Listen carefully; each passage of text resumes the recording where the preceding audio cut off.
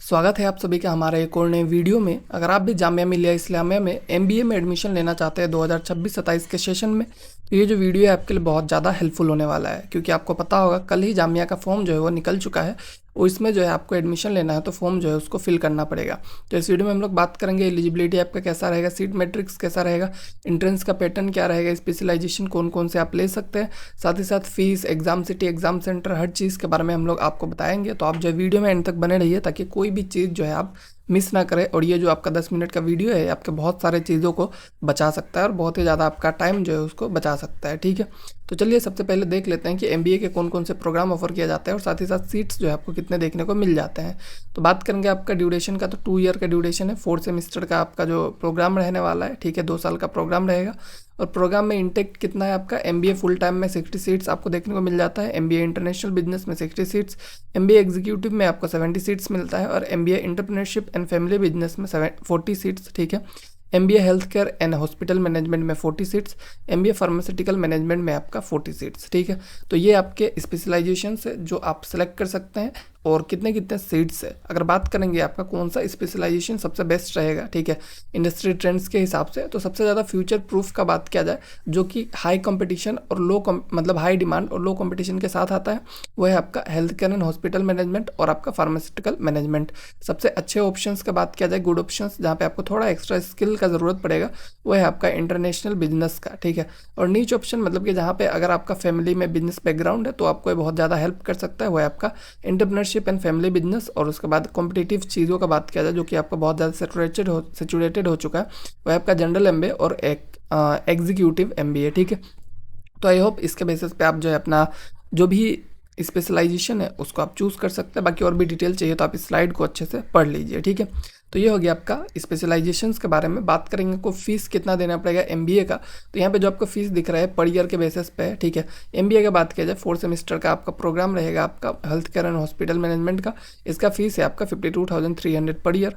साथ में आपका जो एमबीए है फार्मास्यूटिकल मैनेजमेंट का रेगुलर वाला, उसमें आपको 52,000 देना पड़ेगा और सेल्फ फाइनेंस वाला जो है आपका 1,07,000 देना पड़ेगा। ठीक है, और इंडस्ट्री स्पॉन्सर्ड कैंडिडेट जो है उसमें आपको 1,52,000 देना पड़ेगा। ठीक है, तो ये आपका अलग अलग फीस स्लैब है। उसके बाद एमबीए का जो आपका जनरल प्रोग्राम है उसमें आपको 26,000 देना पड़ेगा। ठीक है, एग्जीक्यूटिव जो है सेल्फ फाइनेंस वाला, उसमें आपको फर्स्ट सेम में 26,000 और सेकंड सेम में आपका 35,000। इंटरनेशनल बिजनेस जो है सेल्फ फाइनेंस वाला, उसमें आपको 60 सीट्स देखने को मिलता है, जिसमें आपको फर्स्ट सेम में 26,000 और सेकंड सेम में 9,770। ठीक है, तो ये जो है आपका फीस है। और एमबीए इनोवेशन एंड इंटरप्रेन्योरशिप जो है इसमें भी सेल्फ फाइनेंस है, तो इसमें फर्स्ट सेम में 26,000 और सेकंड सेम में 44,000। और इसके अलावा कुछ एक्स्ट्रा चार्जेस भी 4-5 हज़ार का आपको पर ईयर लगता है, जो कि आप जो है मतलब उसमें बाद में आप देख लेंगे। ठीक है, तो जो मेजर फीस था, ठीक है, वो मैंने आपको बता दिया जो आपको पे करना है। और ये जो है आपका मतलब फीस है जो आपको ट्यूशन फ़ी के हिसाब से देना पड़ सकता है। ठीक है, तो ये आपका इनके ऑफिशियल वेबसाइट का फीस है, तो आप इसको ऑब्वियसली यही आपको देना पड़ेगा। बात करेंगे आपका जनरल एलिजिबिलिटी क्राइटेरिया आपका क्या है, तो जो आपका एमबीए फुल टाइम है, एमबीए इंटरनेशनल बिजनेस है और एमबीए इंटरप्रेन्योरशिप है, ठीक है, इनके लिए क्वालिफिकेशन आपका क्या होना चाहिए, बैचलर डिग्री होना चाहिए। ठीक है, 10+2+3 वाला किसी भी डिसिप्लिन में होना चाहिए, किसी भी रिकॉग्नाइज यूनिवर्सिटी से होने से आप यहाँ पे एडमिशन ले सकते हैं। मिनिमम मार्क्स आपका 50% रहना चाहिए। ठीक है, तो आप जो है यहाँ पे एडमिशन ले सकते हैं। उसके बाद अगर बात किया जाए स्पेशलाइज्ड जो आपका एलिजिबिलिटी क्राइटेरिया है उसके बारे में, तो एमबीए एग्जीक्यूटिव में आपका एलिजिबिलिटी क्राइटेरिया क्या है, आपके पास बैचलर डिग्री होना चाहिए 50% मार्क्स के साथ। साथ में आपको यहाँ पे एक्सपीरियंस भी मांगा जाएगा, मिनिमम 3 इयर्स का प्रोफेशनल एक्सपीरियंस होना चाहिए किसी भी एग्जीक्यूटिव लेवल पे आपका गवर्नमेंट, प्राइवेट सेक्टर, पीएसयू या फिर एमएनसी में। ठीक है, एमबीए का बात किया जाए हेल्थ केयर फार्मास्यूटिकल मैनेजमेंट में, तो आपका बैचलर डिग्री जो है मेडिकल, फार्मेसी या फिर बायोटेक या फिर साइंस या फिर किसी और जो साइंटिफिक डिसिप्लिन है वहाँ से होना चाहिए। और मिनिमम मार्क्स का बात किया जाए 50% मार्क्स जो है आपका इन एग्रीगेट रहना चाहिए, तो जाके आप ये वाला स्पेशलाइजेशन चूज़ कर सकते हैं। ठीक है, तो आई होप आपको ये एलिजिबिलिटी का जो सीन था वो भी क्लियर हो चुका होगा। बात करेंगे आपका सिलेक्शन प्रोसेस और एवोल्यूशन का, तो पहला चीज़ जो है आपको जामिया का एंट्रेंस एग्जामिनेशन जो है रिटन टेस्ट वो आपको देना पड़ेगा। और सेकंड स्टेप जो है आपका group discussion and personal interview जो है वो होता है।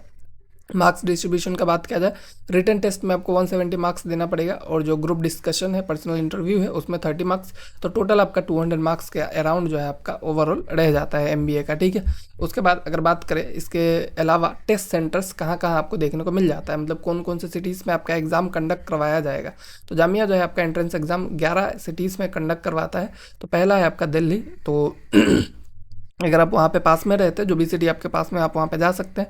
दिल्ली, लखनऊ, पटना, कोलकाता, गुवाहाटी, श्रीनगर, कलिकट, भोपाल, जयपुर, देहरादून और किशनगंज, ये कुछ सिटीज़ है जहाँ पे आपको एग्ज़ाम जो है जामिया का कंडक्ट होते हुए दिखेगा। वहाँ पे जाके आप जो है अपना एग्ज़ाम को अटेंड कर सकते हैं, ठीक है। तो इन सिटीज़ में जाके आप एग्ज़ाम दे सकते हैं। बात करेंगे आपका रिजर्वेशन क्राइटेरिया का, रिजर्वेशन किस तरह से रहता है। तो मुस्लिम एप्लीकेंट्स जो होते हैं उनके लिए 30% रिजर्वेशन है, क्योंकि जो आपका जामिया है वो एक माइनॉरिटी इंस्टीट्यूशन है, ठीक है। मुस्लिम वुमेन जो है उनके लिए 10% है, और मुस्लिम ओबीसी एसटी एप्लीकेंट्स के लिए भी 10% है, ठीक है। और जो आपका पर्सन विद डिसेबिलिटीज़ वाले लोग जो है उनके पास 5% रिजर्वेशन है, और जो जामिया के इंटरनल स्टूडेंट है, ठीक है, उनके लिए भी 5% रिजर्वेशन हमें देखने को मिल जाता है। बाकी जो भी सीट्स आपका बच जाता है वो सीट्स जो है आपका जनरल कैंडिडेट्स के लिए आपको मिल जाता है, ठीक है। तो इसके बाद अगर हम लोग रिजर्वेशन के बाद बात करेंगे किस तरह से आप अप्लाई कर सकते हैं और कुछ इंपॉर्टेंट डेट्स जो आपको ध्यान में रखना है, तो ऑफिशियल वेबसाइट पे जाके आप ऑब्वियसली अप्लाई कर सकते हैं। इसमें आपको कोई दिक्कत नहीं है। जिस तरह से नॉर्मल फॉर्म फिल किया जाता है, आपने पहले भी बहुत कर लिया होगा, अगर आपने ग्रेजुएशन कर लिया है तो आप उसी तरह से फॉर्म को फिल कर सकते हैं। एप्लीकेशन मोड का बात किया जाए, ऑनलाइन एप्लीकेशन मोड रहेगा आपका। एप्लीकेशन फ़ी आपका अप्रोक्सीमेटली 700 के आसपास रहता है। और टाइमलाइन का बात किया जाए तो एंट्रेंस टेस्ट जो है डेट वो आपका 2 जून 2026 से, मतलब एंट्रेंस टेस्ट में अभी बहुत ज़्यादा टाइम है, ठीक है। जून में आपका एग्जाम होने वाला है। तो अगर आपने अभी तक प्रिपरेशन स्टार्ट नहीं भी किया है, फिर भी आप जाके अभी प्रिपरेशन को स्टार्ट कर सकते हैं। और बात करें last date to submit application form, जो कि आपका फॉर्म अभी आ चुका है 20 फरवरी को, उसको आप लास्ट 25 मार्च तक सबमिट कर सकते हैं। तो आप जो है जब भी, मतलब बिना हड़बड़ी में, आप आराम से, आपके पास अभी बहुत टाइम है, 1 महीने का टाइम है, तो आप उसमें आप अच्छे से रिसर्च कीजिए क्या आपको करना है क्या नहीं करना है। उसके बेसिस पे आप जो है अपना फॉर्म को ईजिली फिल कर सकते हैं, ठीक है। और अभी आपका कोई डाउट रह जाता है तो आप हमें कमेंट में पूछ सकते हैं, और अगर आपको लगता है कि कुछ चीज़ में मैं आपका हेल्प कर सकता हूँ तो आप हमें बता सकते हैं। Thank you.